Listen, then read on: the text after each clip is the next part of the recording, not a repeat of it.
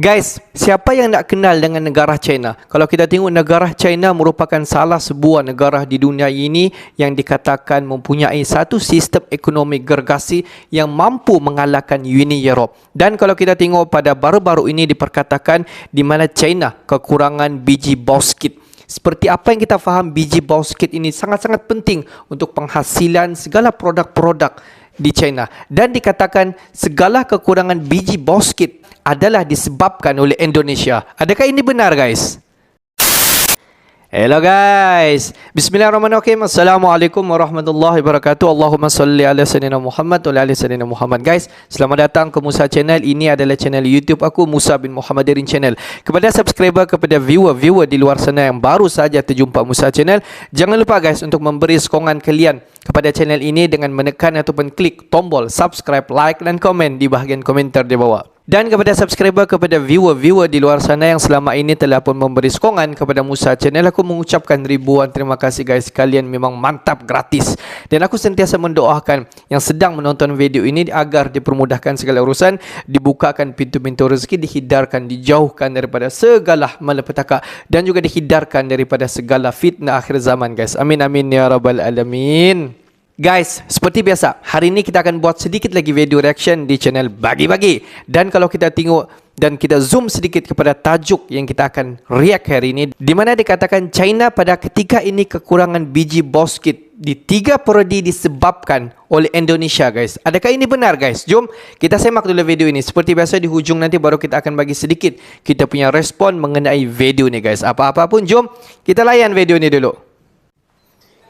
China kerepotan di masa 11 Jinping. Kekurangan biji bauxit di periode 3 karena Indonesia. Dengar guys, masalah ini harus diselesaikan oleh kita. Kami akan terus berjuang damai, ketulusan terbesar dan upaya terbaik. Tapi kami tidak akan pernah berjanji untuk meninggalkan pengguna kekuatan dan kami memiliki pilihan untuk mengambil semua tindakan. Ini hanya untuk ditujukan untuk campur tangan kekuatan luar. Kebetulan saya salah satu yang membantu itu. Negara-negara yang kita lihat super besar itu minta tolongnya itu Presiden Jokowi. Mereka ngirim utusannya ke saya untuk saya ngatur gini. Tukang kayu loh. This is a mystery of life. Kita jangan pernah meremehkan orang. Bauxit stop. Bauxit stop. Tapi musuhnya memang negara-negara maju yang biasa barang itu kita kirim ke sana. Ngamuk semuanya. Ngamuk semuanya.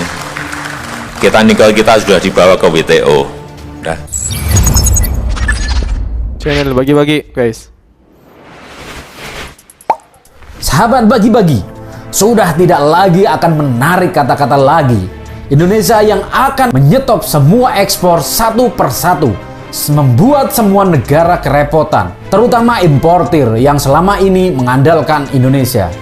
Sudah dipastikan dalam beberapa survei kalau Cina memang importir terbesar Indonesia, selaku memang berhubungan baik dengan Indonesia. Dengan ancaman demi ancaman yang dilakukan Indonesia yang melakukan penyetopan ekspor, membuat Cina juga mengalami kerepotan, terutama bahan mentah biji bauxit yang di stop langsung oleh Jokowi.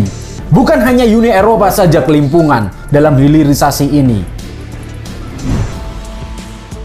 Sahabat Bagi-Bagi, dilansir dalam berita CNBC Indonesia, bak berkendara Presiden Joko Widodo pantang menginjak pedal rem.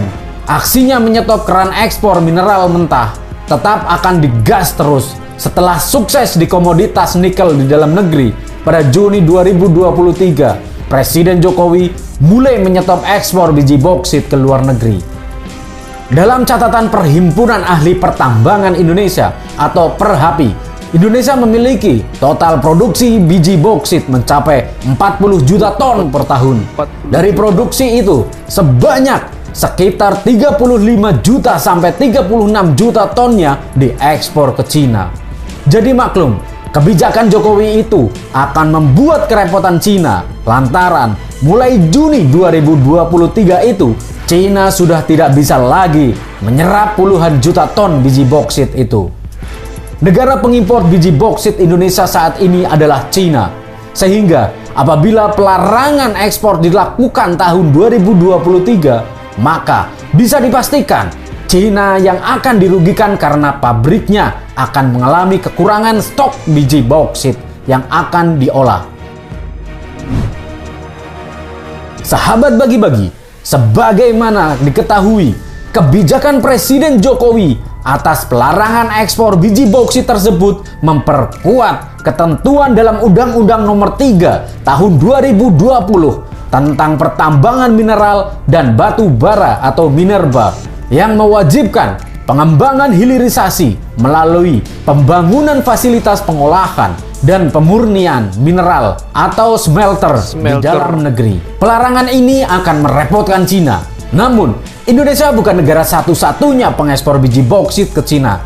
Di antaranya ada Australia, Brasil, Guinea, Vietnam. Indonesia menguasai 4% cadangan dunia. Dari hasil ekspor biji bauksit Indonesia itu, industri Cina mempergunakannya untuk menghasilkan produk antara alumina dalam bentuk smelter grade alumina atau SGA dan chemical grade alumina atau CGA yang kemudian dapat diolah kembali menjadi ingot aluminium dan bahan-bahan kimia untuk menghasilkan produk-produk manufaktur lainnya seperti blok mesin kendaraan, konstruksi, peralatan rumah tangga. Dus kebijakan pelarangan ekspor biji bauksit ini juga akan menghilangkan devisa hasil negara mencapai antara 1 sampai 1,5 miliar US dollar tergantung kepada harga pasar global. Namun, Presiden Jokowi tak gentar kelak dari hasil hilirisasi bauksit pendapatan negara akan mengalami kenaikan yang signifikan. Presiden Jokowi mencatat, dari industrialisasi bauksit di dalam negeri, pendapatan negara bisa melejit menjadi kurang lebih 62 triliun dibandingkan pada tahun-tahun ini yang mencapai 21 triliun. Sahabat bagi-bagi, bagaimana menurut kalian? Apakah dengan Indonesia yang menyetop semua ekspornya akan terus-terusan membuat keuntungan yang besar terhadap hilirisasi Indonesia? Silahkan komen di kolom komentar. Merdekalah Indonesia, seutuhnya merdeka. Hurra!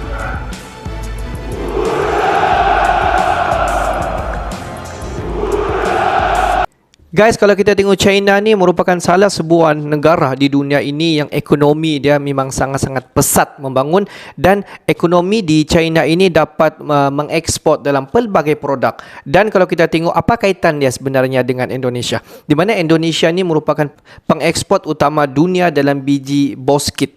Dan kalau kita tengok China dan juga Uni Europe merupakan pengekspor utama biji bauksit daripada Indonesia.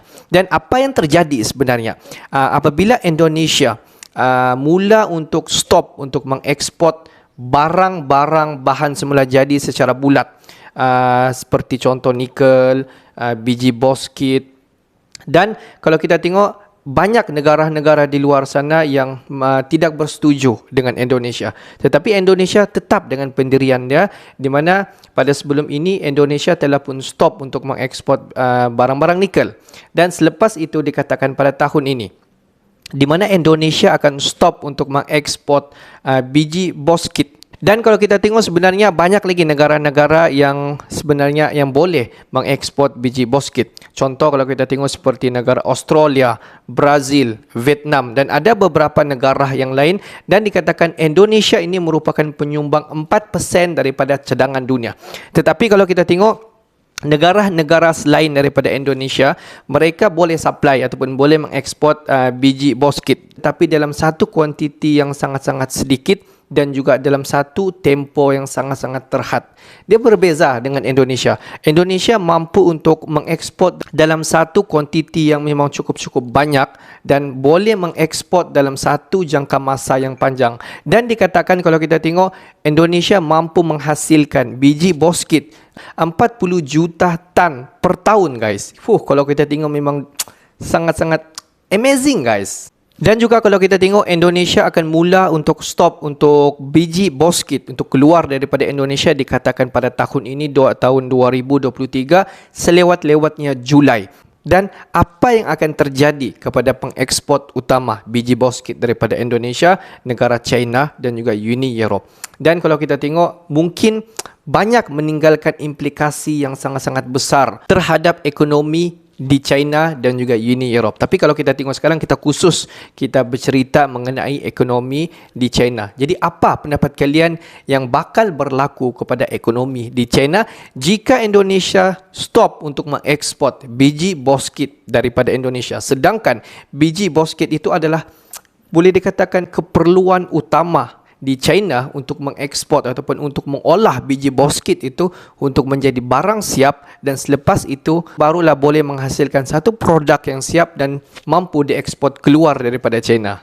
Jadi guys, apa pendapat kalian semua? Adakah wajar Indonesia untuk stop untuk mengekspor biji-biji bauxit keluar daripada Indonesia supaya dapat meningkatkan lagi peluang Indonesia untuk melakukan sterilisasi terhadap bahan-bahan mentah di Indonesia guys? Pendapat kalian bagaimana? Okeylah guys, untuk hari ini sampai di sini saja sedikit information daripada Musa Channel, dan kepada subscriber, kepada viewer di luar sana yang belum lagi klik button subscribe, please guys to klik button subscribe, like dan komen di bahagian komentar di bawah. Akhir kata daripada Musa Channel, thanks for watching my video. Assalamualaikum warahmatullahi wabarakatuh guys. See you the next video guys.